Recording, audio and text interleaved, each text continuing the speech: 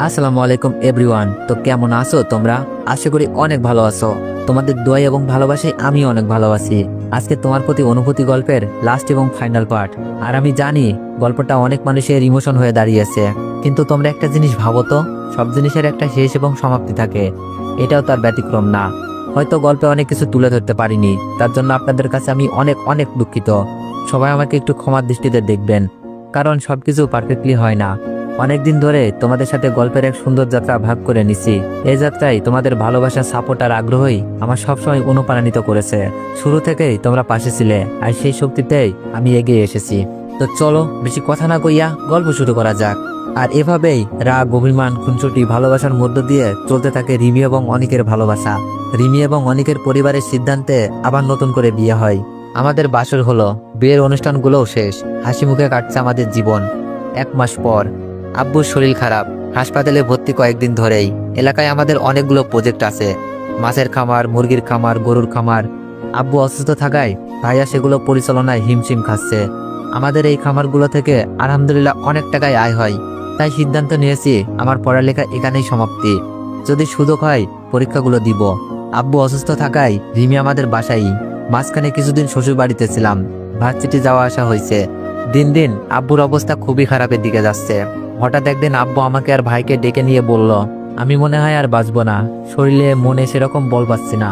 তোরা 2 ভাই কখনো আলাদা হোস না, মিলেমিশে থাকবি আর খামারগুলোর যত্ন নিবি। আব্বুর কথাগুলো জড়িয়ে যাচ্ছিল। আমি আব্বুর হাত ধরে কান্না করছিলাম। আব্বুর হাতটা আমার ধরে থাকা অবস্থায় আব্বু এই দুনিয়ার মায়া ত্যাগ করে পরলোকে পাড়ি জমায়। আব্বুকে শেষ কোনো কথা বলার সুযোগ হয়নি আমার।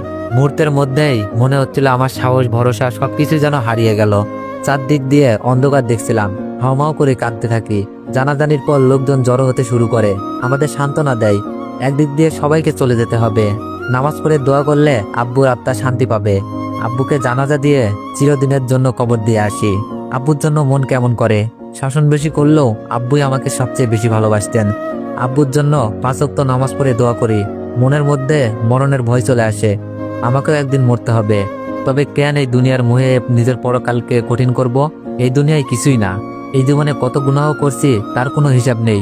গোপনে যত গুনাহ করছি, যৌবনে তার নাই গুনাহ, মোবাইলে গুনাহ। এই গুনাহর খবর দুনিয়ায় কেউ জানে না, আমার মাও জানে না, আপনিও জানেন না। আল্লাহ যদি মাফ না করে পরকাল সহজ হবে না। শুধু আমি নিজেকে পরিবর্তন করলে হবে না, রিমিকেও পরিবর্তন হতে হবে। রিমি আছে ঢাকাতে, লেখাপড়া চালিয়ে যাচ্ছে। আমি আর ভাইয়া মিলে আব্বুর রেখে যাওয়া প্রজেক্ট দেখাশোনা করছি। চলে গেল আরো 1 মাস। রিমিকে নিয়ে আসার জন্য চাপ দিচ্ছে রিমি। আমাকে ছাড়া রিমি থাকতে পারে না। আপনাদের বলতে ভুলে গেছি, রিমি মা হতে চলেছে, আর মেয়ে বাচ্চা হওয়ার সম্ভাবনা বেশি। রিমি অনেক খুশি, সাথে আমার পরিবারের সবাই খুশি। রিমিকে বাসায় নিয়ে আসলাম। রিমি আগের মতো নাই, বিপর্দায় সেজে গুজে থাকে না, সবসময় পর্দায় থাকে। আমিও আল্লাহর কাছে নেককার সন্তান পাওয়ার জন্য প্রতি নামাজে দোয়া করি। রিমির বেবি হবে, সবচেয়ে বেশি আনন্দে আম্মু আর ভাবি। রিমিকে অনেক যত্ন নেয়। আজ রিমিকে আবার ঢাকাতে চলে যাবার কথা। ফরজের নামাজ পড়ে এসে দেখি রিমি গোছানো ব্যাগ থেকে সবকিছু বের করছে।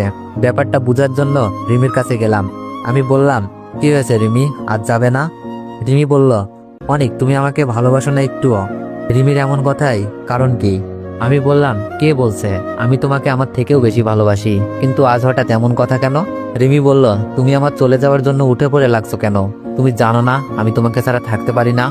আমি বললাম, আমারও তো তোমাকে ছাড়া থাকতে কষ্ট হয়, কিন্তু তোমার স্বপ্ন পূরণের জন্য এইটুকু কষ্ট হলেও দুজনকে করতে হবে। রিমি বলল, অনেক, আমি ঠিক করছি আমি আর তোমাকে ছাড়া থাকবো না। আমি বললাম, মানে? রিমি বলল, মানে আমি তোমার সাথে থাকবো, তুমি যেখানে আমি সেখানে। আর আমার কোনো স্বপ্ন নেই, আমার স্বপ্ন তো তুমি। তোমার ভালোবাসা পেলেই হলো, আমার স্বপ্ন পূরণ করতে হবে না। রিমির কথায় আমি কতটা খুশি হয়েছি বুঝাতে পারবো না। তবে রিমিকে কখনো বলে নাই, রিমি তুমি এখানে থেকে যাও, তোমার আর লেখাপড়ার দরকার নাই। যদিও রিমি আমার স্ত্রী, তারপরেও রিমির ভবিষ্যৎ নিয়ে আমার কোনো জোর খাটানো ঠিক না। বাড়িতে সবাই জানে রিমি আজ চলে যাবে। আমাদের কথার মাঝে আম্মু এসে বলল, রিমি নাস্তা করে আসো, নয়তো দেরি হলে বাস মিস করবে। রিমি বলল, আম্মু আমি আর কোথাও যাচ্ছি না, আমি আপনার কাছেই থাকবো। আম্মু বলল, কিন্তু লেখাপড়ার কি হবে? রিমি বলল, ওইটা সুযোগ পেলে হয়ে যাবে, সমস্যা নাই, তবে আপনাদের ছাড়া আমি ওইখানে ভালো নেই। আম্মু বলল, আচ্ছা ঠিক আছে, তাহলে এখানেই থেকে যাও। আজ রিমির প্রচন্ড প্রস্রাব ব্যথায় কাতরাচ্ছিল। কিছুক্ষণ আগে রিমিকে হসপিটাল নিয়ে আসা হয়েছে। যদি এমন একটা অবস্থা হয় দুইজনের একজন ভালো থাকবে, তাহলে যেন আমার মেয়েটা এই পৃথিবীর আলো দেখতে পায়। আমাকে আমার মেয়ের মধ্যে খুঁজবে। আমি রিমির হাত শক্ত করে ধরে রেখেছিলাম আর বলছিলাম, রিমি তোমার কিচ্ছু হবে না, নিজের মনকে শক্ত করো, আল্লাহর উপর ভরসা রাখো, দেখবা সবকিছু ঠিক হয়ে গেছে। রিমি যখন অপারেশন থিয়েটারে নিয়ে যাওয়া হচ্ছিল, রিমি আমার হাত ছাড়ছিল না, বারবার বলছিল, অনেক তুমি আমার পাশে থাকো, আমি যদি মরি তোমার হাতে হাত রেখে মরতে চাই। কিন্তু আমাকে যেতে দেওয়া হয়নি। বারান্দায় বসে আল্লাহর কাছে দোয়ার হাত বাড়িয়ে দোয়া করছিলাম, হে দয়াল মাবুদ, তুমি আমার বউ বাচ্চাকে সুস্থ রাখিও। বুকের ভেতরটা কাঁপছিল, দুক দুক আওয়াজ হচ্ছিল, কেন জানি মনে হচ্ছিল আমার সবকিছু হারিয়ে যাচ্ছে। কিছুক্ষণ পর ডাক্তার বের হয়ে আসলো, বাচ্চার কান্নার আওয়াজ শুনতে পাচ্ছি। আমি দৌড়ে ডাক্তারের হাত ধরে রিমি কেমন আছে জানতে চাইলাম। ডাক্তার বলল, আলহামদুলিল্লাহ, মা ও বাচ্চা সুস্থ আছে। আমার মনে খুশি ধরে না। চললাম রিমিকে দেখার জন্য। রিমি বাচ্চা কোলে নিয়ে শুয়ে আছে আর বাচ্চার সাথে খেলা করছে। আমি রিমির কপালে চুমু দিয়ে আমার মেয়েকে কোলে তুলে নিলাম। ঠিক যেন কিউটের ডিব্বা হয়েছে, রিমির মতো দেখতে প্রায়। আমার কাছ থেকে আম্মু আমার মেয়েটা কোলে নিয়ে আদর করছিল। একে একে সবাই আদর করছে।